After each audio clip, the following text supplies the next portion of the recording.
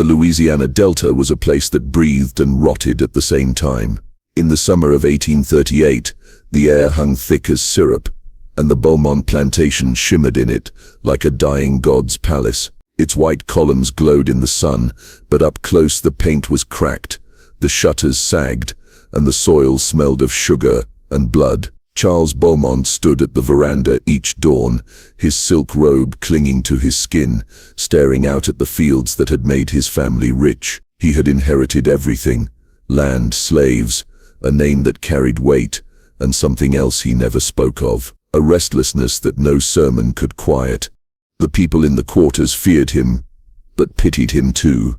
They said his dreams made him scream at night, that he spoke to things that weren't there. Yet even his madness had order. He moved through the plantation like a man certain of his kingdom, though every nail and vine whispered it belonged to someone else. Then came the whispers of the twins, Clara and Celeste. Born under the same moon, they grew into mirror images, dark-skinned, slender, their eyes a strange gray that caught the light like polished stone.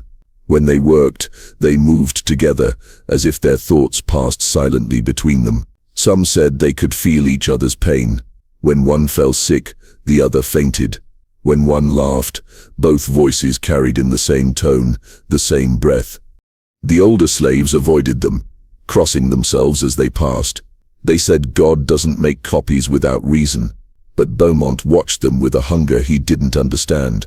He told himself it was curiosity, science perhaps, yet there was something in the way his gaze lingered too long, as if he saw in them the reflection of something sacred that had been denied to him. One humid afternoon, a traveling physician arrived, his carriage wheels sinking into the wet road. Dr. Edwin Harker claimed to study the effects of southern heat on the body. Beaumont welcomed him eagerly, hoping for company that spoke his language. But the doctor's attention drifted quickly to the twins. He observed the way they stood, the rhythm of their breathing, the uncanny harmony of their movements. His eyes shone with the same strange fascination Beaumont had tried to hide. "They share more than blood," Harker murmured, after examining them. "It's as if two souls are caught in one frame, or one in two." His words settled into Beaumont's mind, like a seed in dark soil. That night he couldn't sleep. He paced the halls, hearing echoes that weren't there, soft laughter, two voices humming a tune that bent and wove through the walls. From that night on, he began visiting the quarters after sunset. He stood in the shadows watching them, his hand trembling at his side. The songs they sang were unlike any he had heard, melancholy and beautiful, carrying something ancient and forbidden. In the stillness between those notes, Beaumont felt the world tilt, as if God himself had made an error and invited him to fix it. And from that error, something in him began to awaken, something that would not stop until it consumed them all. Dr. Edwin Harker came from the north, with the air of a man who had seen too much of the world and found little left to admire. His coat was long and gray, his spectacles always fogged from the wet Louisiana heat. He spoke softly, politely, but his eyes missed nothing. To the workers in the fields, he was another intruder in fine boots. To Charles Beaumont, he was a kindred spirit, educated, precise, and unafraid to look into darkness for answers. Beaumont welcomed him with rare warmth, granting him access to every corner of the estate. The doctor claimed to be cataloguing the tropical fevers that plagued the Delta, but in truth, his curiosity had another direction. The first time he saw the twins, Clara and Celeste, his pen fell silent mid-sentence. He watched them carry water, their movements matching as if they shared one heartbeat. When he spoke to them, their replies overlapped in strange harmony, two voices weaving one sound. He began visiting the quarters daily, taking notes on their height, pulse and tone of skin under the lamplight. He asked them to hold hands, to breathe in rhythm, to close their eyes and repeat his words. Each time he wrote more feverishly, his notes filled with phrases that chilled even his own assistant: dual anatomy, mirrored nerve response, one life reflected in another. Beaumont would sit in the parlor at night, while Harker read his observations aloud. The candles burned low, and the air grew heavy. The words seemed to possess the room, echoing like scripture from a forbidden gospel. "What if creation was unfinished?" Harker said once, and these two are what he meant to correct. Beaumont laughed, but something in the idea clung to him like humidity on his skin. Later that night, long after the doctor had retired, Beaumont slipped into the guest room to steal the journal for himself. He read it until dawn. Sketches of intertwined bodies stared back at him, limbs blending, faces nearly one. In the margins, Harker had written, "If one dies, the other follows. Their boundary is illusion." Beaumont's hand trembled over the drawings, his mind burning with images he could not name. By the time morning came, the plantation felt smaller, the air tighter, the walls breathing with him. Days later, Harker vanished. His horse was found still tied at the stable, his room stripped bare except for the journal left open on the desk. The ink was still wet on the last line. "The experiment begins." After that night, Beaumont's voice changed. Softer, slower. The way he looked at Clara and Celeste was no longer that of a master watching his servants. It was something else entirely, something hollow, hungry, and beyond prayer. And in the quarters, the twins began to sing again, two voices trembling as one, carrying through the night, like a warning that no one dared to hear. After Dr. Harker vanished, the plantation fell into a silence that no bird dared to break. The air itself seemed to thicken, as if the land was holding its breath. Charles Beaumont walked the halls like a ghost in his own home, his footsteps slower, his gaze fixed on places no one else could see. Servants whispered that he spoke now to the walls, that he heard answers in the creaking of the floors. And then came the rumor that he had found the key to his father's forbidden cellar. The entrance was hidden behind the wine racks in the east wing, where mildew crawled over the bricks like black veins. Beaumont spent hours there, chiseling at the sealed stone until it gave way with a sound like a long sigh. When the door opened, the smell that escaped was older than death. It was iron, mold, and something faintly sweet, like dried blood. He carried a lantern down the narrow steps, and the flame flickered as if the air itself resisted his intrusion. The room beneath was lined with old wood and rusted chains. Symbols carved into the walls hinted at something unholy, prayers written backward. In the center stood a cracked marble basin, filled long ago with something that had stained it black. Beaumont called it the prayer room. But what he built there was nothing close to prayer. He cleaned it, scrubbed the stone until his fingers bled, then filled it again, not with faith, but with mirrors, dozens of them, polished to a silver sheen, reflecting every corner of that damp, airless space. The candlelight multiplied endlessly, trapping him inside his own face. He brought down his father's medical kit, and Harker's instruments, scalpels, clamps, glass jars clouded with age. Soon the cellar began to hum with strange sounds, whispers, scraping metal, soft weeping.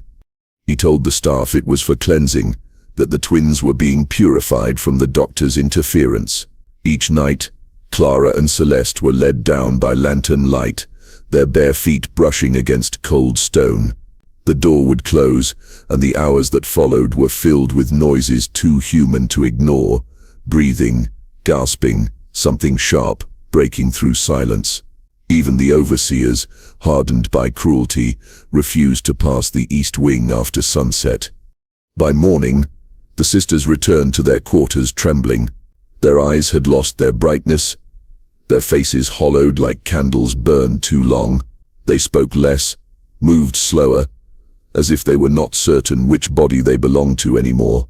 When one of them tried to touch her reflection in a basin of water, she pulled back in terror. The image did not follow. And above them, in the house that had begun to rot from its own secrets, Beaumont smiled at the mirrors he had polished to perfection. Somewhere in those reflections, he believed, waited the truth, or the thing pretending to be it. Lucien Duval arrived at Beaumont Plantation on a day when the sun seemed too bright for the land it touched. A French émigré fleeing revolution and ruin, he had painted noblemen, generals, and ghosts of the old world who believed their likeness could outlive their sins. When Beaumont invited him to capture what he called a divine curiosity, Duval expected vanity. Instead, he found something that stirred unease from the first moment he saw it. Two young women, identical in every detail, the curve of the lips, the hollow of the throat, the grey eyes that reflected light like silver glass. Yet when one turned her head, the other flinched, as if her movement tugged an invisible thread between them. Beaumont hovered near them as Duval sketched, his voice low, proud, trembling. He spoke of how God had made these sisters in his confusion, how beauty could sometimes come too close to perfection, and therefore to madness. Duval tried to focus on proportion and light, but the room itself seemed to breathe. The twins sat together on a long velvet chaise, their fingers intertwined.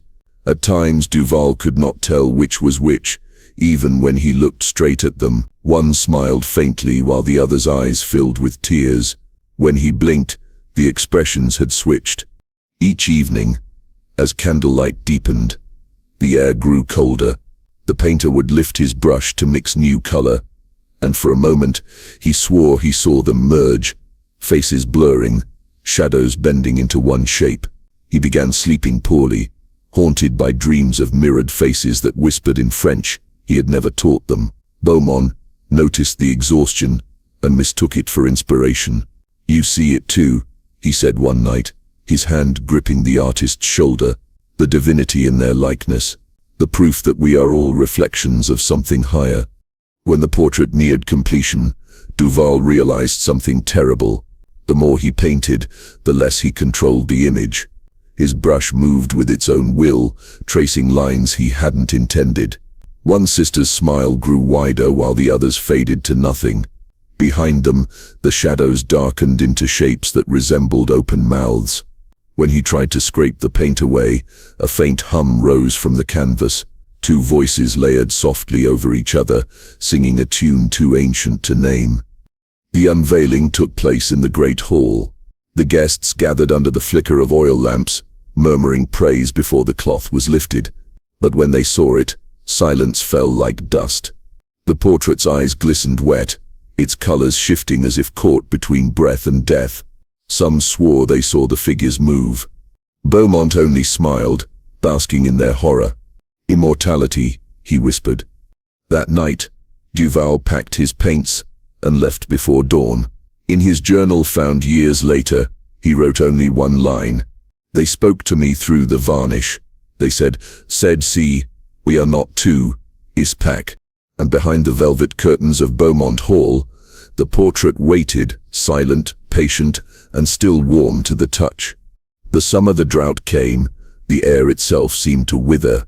The cane fields cracked and hissed under the relentless sun, their sweetness turned bitter in the heat. The workers moved like shadows, coughing from dust that once had been life.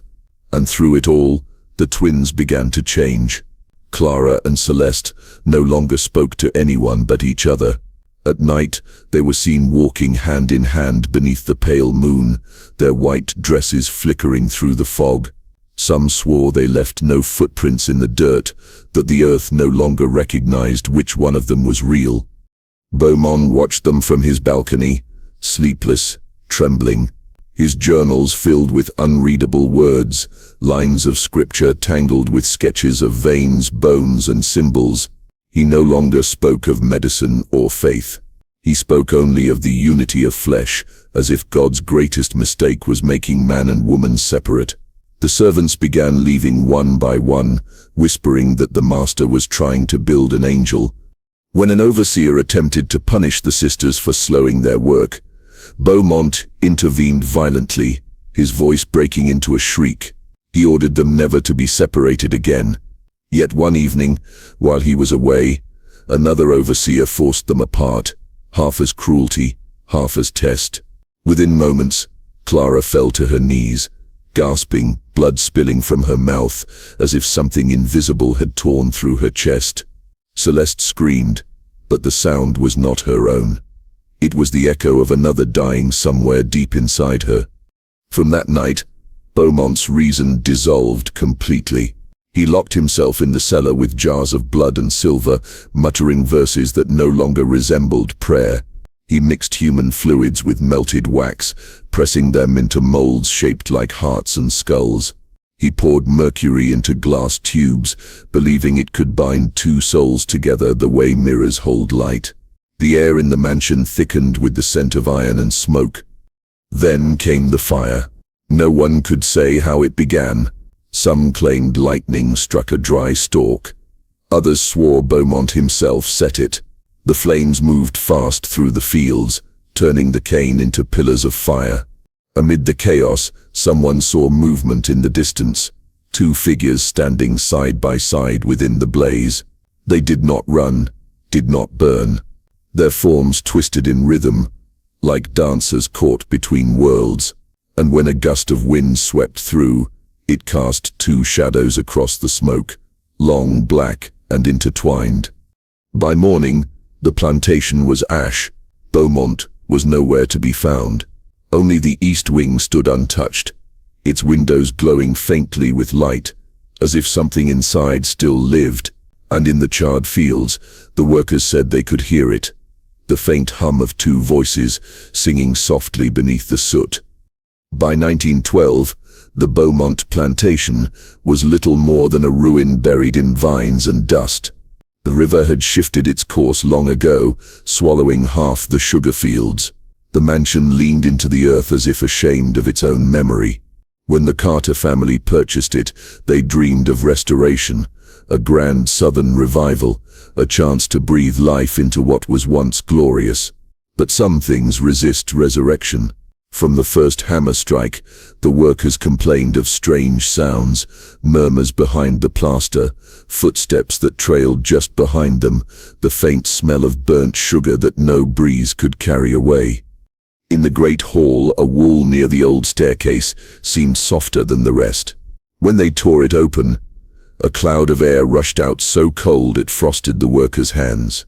Inside was a cavity no larger than a coffin, sealed with lime and timber.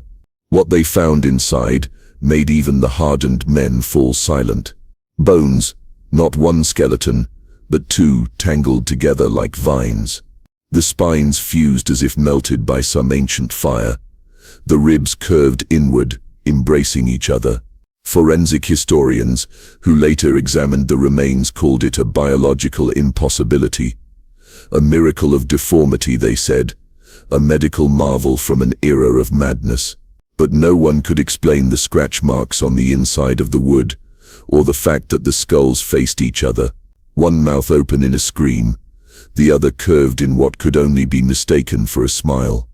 When the newspapers caught the story, reporters flooded the property. They called the plantation a tomb of twins, spinning tales of cursed bloodlines and forbidden science. Amid the chaos, a local art historian named Henry Ainsworth arrived to catalogue the mansion's remaining artifacts. He found, beneath a layer of dust and mildew, a massive portrait covered in decayed velvet. The canvas was cracked and dark, but the faces beneath were still visible.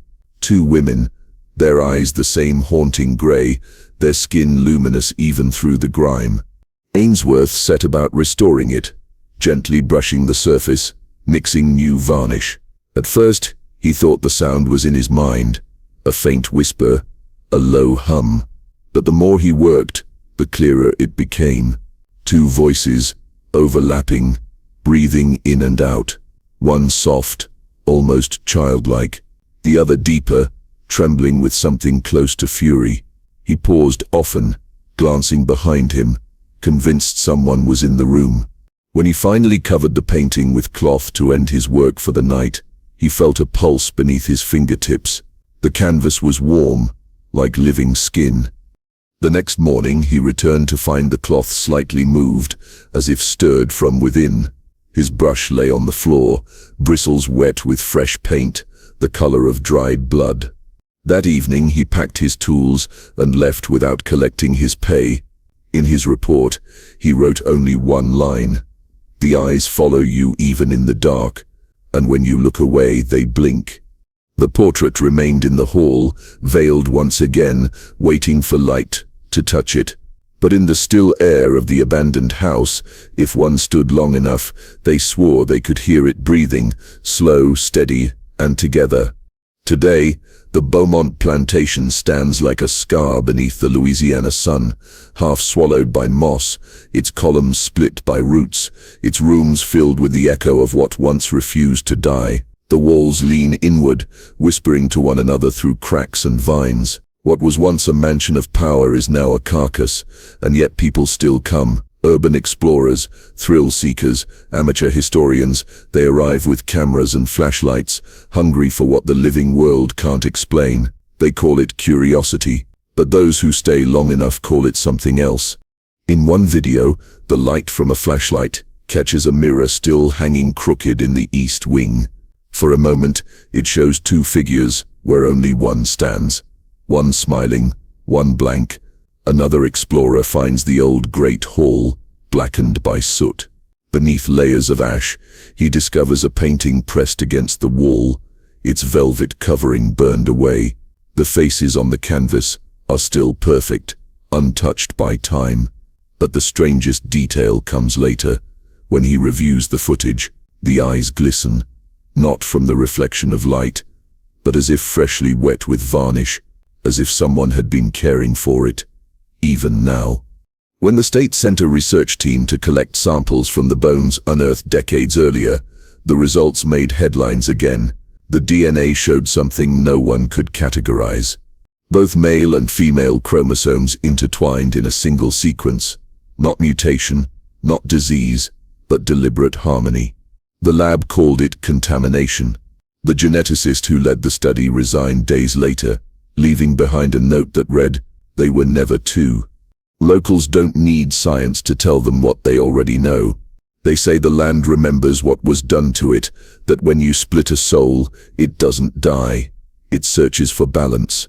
On certain nights when the moon turns the swamp silver, the air thickens around the ruins. Travelers on the nearby road swear they see two figures standing by the window of the great hall, their hands clasped, their faces too identical to belong to this world. Others claim to hear faint humming through the trees, two voices weaving one song, the same melody that once echoed from the slave quarters long ago. No one stays past midnight. Those who do speak of mirrors that breathe, reflections that linger a moment too long, and a portrait that hums in the dark. They say if you place your hand upon it, you can feel the faint rhythm of a heartbeat beneath the paint, two pulses perfectly aligned. Scientists will argue for years. Believers will keep their distance. And the Beaumont Plantation will remain, patient and alive in its decay, the soil fed by secrets, the air still carrying their hymn. For in that house of mirrored souls, the blood never stopped breathing, it only learned how to wait.